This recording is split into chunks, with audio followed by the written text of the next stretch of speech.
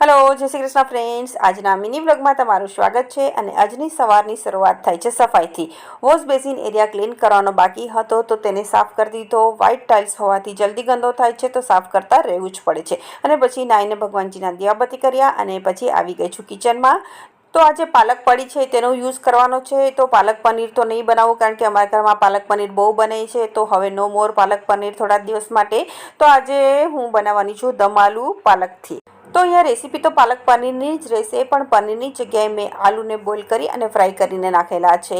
અને પછી તેની સાથે રોટલી છે અને જીરા રાઈસ છે. અને રસની સિઝન છે એટલે કેરીનો રસ તો રહેવાનો જ છે. અને પછી પાર્સલ આવેલા છે તો તેને ઓપન કરેલા છે. પહેલા પાર્સલમાં પાર્થિલનું લેપટોપ સ્ટેન્ડ છે, બીજા પાર્સલમાં અપર લિપ્સ માટે હેર રિમૂવર છે અને ત્રીજા પાર્સલમાં પાર્થિલની બુક્સ છે. અને પછી રોટલી બનાવી, કપડાં વોશ થઈ ગયા હતા તો તેને સૂકવી દીધા અને પછી જમી લીધું. તો આ હતો મારો આજનો મિની વ્લોગ. બાય.